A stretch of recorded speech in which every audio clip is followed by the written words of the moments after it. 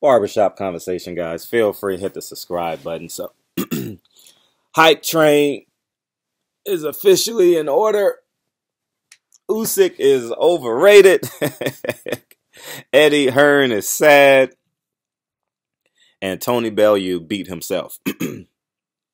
Now let's deal with the Usyk stuff first. Um, I saw nothing, man. When I say I saw nothing special, he's good. No, I'm not calling the man a bum. That's definitely what I'm not doing. But in terms of being elite and being great, pound for pound king, I don't see it. People say, well, he got 4 belts. I don't see it. And I'm being as real as I can be. I don't see how people can say, oh, he's the pound for pound king. In my humble opinion. Have you seen Gary Russell fight? Have you seen Terrence Crawford fight? Have you seen Leo Santa Cruz fight? I mean, Carl Frampton, one of the better inside fighters in boxing? I mean, if you think Usyk is great, you can't ever in your damn life say anything bad about Floyd Mayweather, Roy Jones, you know what I mean? Chavez Sr., Shane Mosley, the list goes on and on. You can't say anything bad about these men. What I saw in Usyk was a very light-footed, good boxer. He had the ability to apply foot pressure, which I thought was impressive. I realistically thought that foot pressure he applied was well above average. Yet, when Tony Bellew became front foot dominant, Usyk chose to be the matador. And if you watch the fight, you'll see it. And I don't know what y'all see. I genuinely don't know what y'all see. Is it Jerry Cooney? He's better than Jerry Cooney. I mean, at the cruiserweight division, I would say. If he jump up to heavyweight, can he beat B.Y. Jennings? Sean Porter beat him in the amateur, so you gotta. So it's his style of fighting. Like, um, he loves fighting from the outside. So that means if you get in his chest, B.Y. Jennings is unafraid to do anything. Actually, can he beat B.Y. Jennings? That's a tough fight. That's a hell of a fight. You know, that's a fight that I'll be willing to watch. B.Y. Jennings versus Alexander Usyk I think is where he should go. You know, I didn't see it. I think he's a good man. Heavyweight. Uh, I'm not even going to talk about Anthony Joshua and Deontay Wilder. Do y'all want me to filibuster for like 5 minutes and talk about his matchup with those two guys, man? Oh, man. But I think he's a good fighter. Do I think he's elite? No. I think Lomachenko is far greater than him. I think Mikey Garcia is far greater than him. Errol Spence is far greater than him, respectively in their own divisions. You know, I think he's a good fighter, and his jab is more of a locating jab than a thumping power jab. You know, people were telling me, oh, he has a great jab. They said he landed 40% of his punches, and I'm like, okay, of his jabs. Excuse me. I'm like, okay, he might, and I'm like, I wasn't impressed. And the irony about it, I saw him fight on the undercard of man. Oh, I believe it was a few years ago. Did he fight on the undercard of Bernard Hopkins' last fight? He was on undercard of somebody's fight, and he fought a smaller guy, and the small guy gave him problems. You know, obviously, size played a huge part in it. He eventually, I believe, he knocked him out, but I think that size played a huge part in that, and he won. So and then I had my doubts. You know, I just thought he was average. You know, average to good. Um, and let's get into. I'll talk about the fight in a second, but I'll talk about Tony Bellew, how he beat himself. Obviously, he had a game plan. The game plan was working. Um, I would say I'm just gonna say he won the first 3 rounds, and you guys can debate from there. He ran out of gas. He simply just ran out of gas. He looked like Tony Harrison. Tony Harrison against Jared Hurd. Like, you know the knockout is coming and you're screaming at the TV, hold on, Tony Harrison, hold on. You can win. Hold on. You can win. You understand what I'm saying? Um, he beat himself. Lack of discipline caught up with him in his 30-something fight. You know, he never really was a guy that stayed in shape. He had problems making weight. You know, his body tells the truth. You know, he doesn't have no definition. Um, not even in your arms. And he's thrown over 1 million punches in his lifetime, and he doesn't have definition in his arm. Or his shoulder line. You understand what I'm saying? So that tells you about his bad. I'm talking about his training. Like, you throw hundreds of thousands of punches in your lifetime as a professional fighter, and I think that it caught up with him against a guy who stays in shape. I assume he was in the college that they do over there in his country, or he was transferred over there where they just strictly focus on what they're perceived to be great at, whether it's gymnastics, boxing, and he caught up with a guy that has great outside the ring habits per se, greater than his, I would say. And his habits failed him that night. His body failed him. Whether it was because he had a fat farm prior to camp and he was too high, well, he was 20, 30 pounds overweight, that I don't know. I wasn't really following the fight that close in terms of the promotion, but I didn't. He beat himself, man. If he would have came in as a conditioned athlete, he could have survived. The shot he was hit with was a perfect shot, but I thought it was a shot that could have been prevented, could have been parried, could have been caught a little bit if he was in shape. I wasn't in the ring, but I'm saying it's a shot that he could see coming because of the distance that it came from. I don't think he was blinded by it. His back is against the ropes. Um, he should have been on autopilot, hands up, high guard. You understand what I'm saying? But he was just fatigued, and he was mentally fatigued too because everything he did backfired, and he probably felt it in the 7th round. He's like, "Oh man, I got to go out there and do this shit again, and I know I don't have enough gas in the tank." And so, in all, it was a perfect opponent. I didn't break down this fight. I didn't watch previous fights of any of these other fighters, so I can't. I'm not gonna sit here on this channel and say, "Oh, I told you Usyk was gonna win." I didn't. I didn't even look at any previous fights.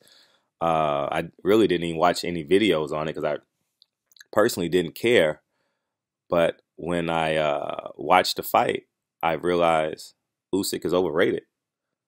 That doesn't mean I'm calling him a bum. Please don't, because when the moment people say overrated, he's not that good, your association with that statement is he's a bum. He's not a bum. He's just not great. He's just not elite.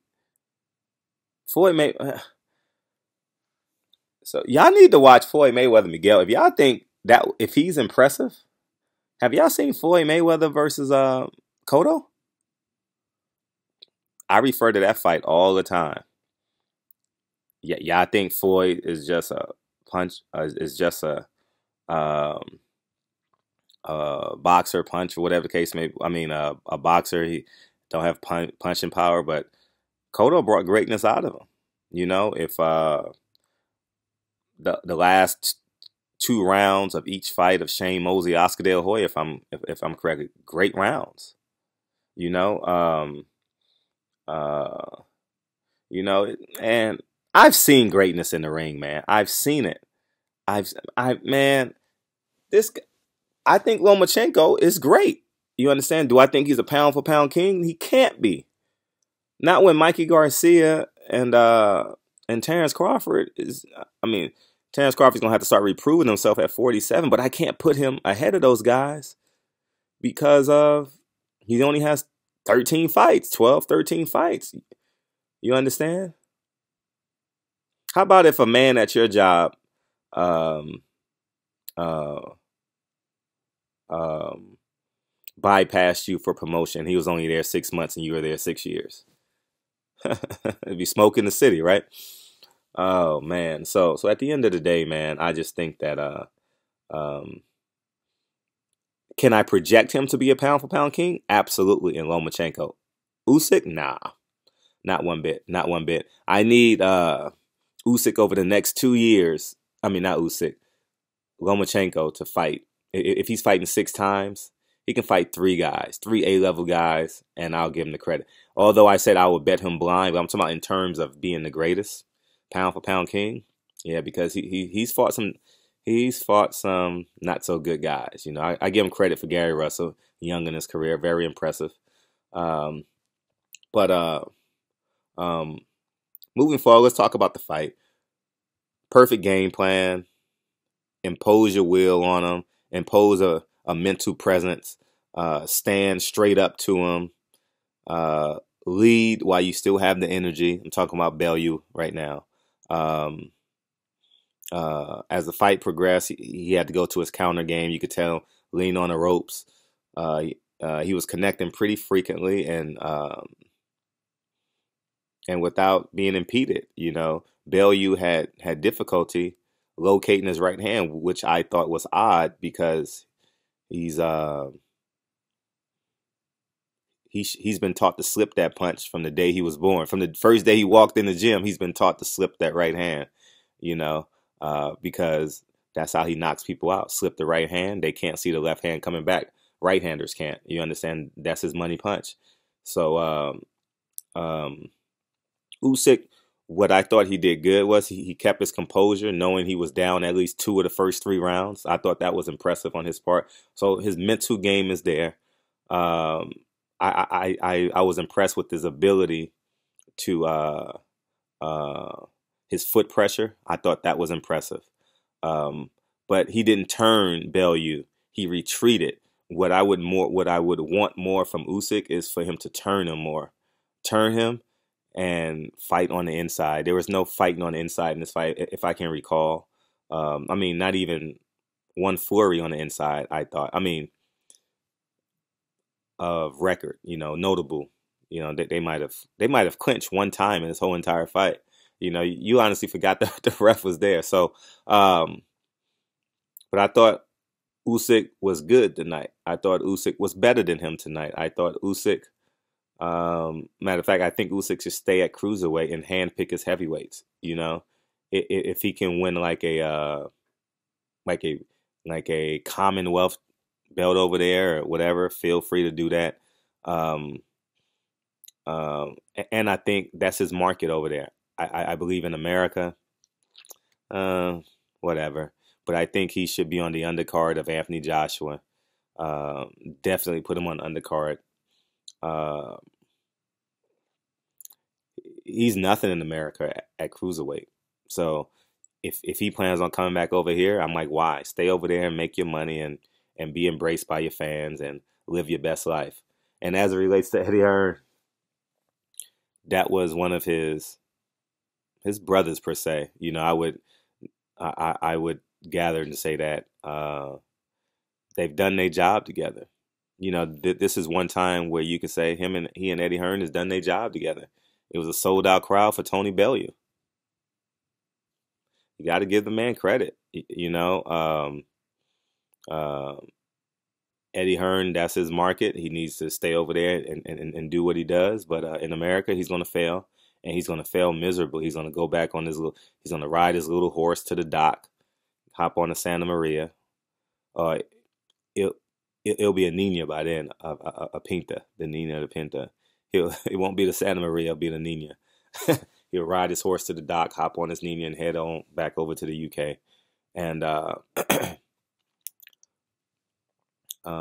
but I mean to get a sold out crowd for Tony Bellew, I don't know if it was sold out, but it felt like it was a lot of people there. Um, is a promoter doing his job, you know. So I can't say bad about the promotion of this fight. I don't really care what the thing does, but um, he was hurt. He was sandbagged. I mean, he was not sandbagged. That's the wrong word. Um, But I think that he lost one of his aces in the hole, especially with Kell Brook and Amir Khan losing steam every day. That's like a stock that you could tell that's going to crash. Like they were so high a year and a half ago. Now it's like you want to see the fight, wah wah wah. But anyways, man, that's how I feel about Tony Bellew. He's a very average. I mean, Tony Bellew got everything he could out of his career, but Usyk, I mean, just think. Let's see, I'm gonna go down. Is he better than Andre Ward? Let's go a step further. Is he better than Alvarez at light heavyweight? You know, like, is he better than is he better than Benavidez comparatively in everyone's respective division? I don't see it. You know, what other champions do we have? 60. Is he better than Canelo? Is he better? I don't see it. Is he better than Charlo? He doesn't have. Well, he doesn't have a belt. 54. Definitely not better than anyone at 54. I'm talking about skill wise. I'm talking about just getting in the ring and fighting. It's not skill wise. Getting in the ring and fighting. I don't think he's better than any champion at 47. No, I think every 47 champion in their respective division, I believe that everyone at 47 is better than. Anyways, man, barbershop conversations, man. I don't know where this hype train is coming from, but it is what it is, man. Barbershop conversations, man. Feel free to hit the subscribe. But I'm gonna just tell you guys the truth, man. Whether you guys want to hear it or not, he's the truth. You understand? So, anyways, I'm gone. Barbershop conversation. Have a great day. Have a great Sunday. I'll holla. Peace.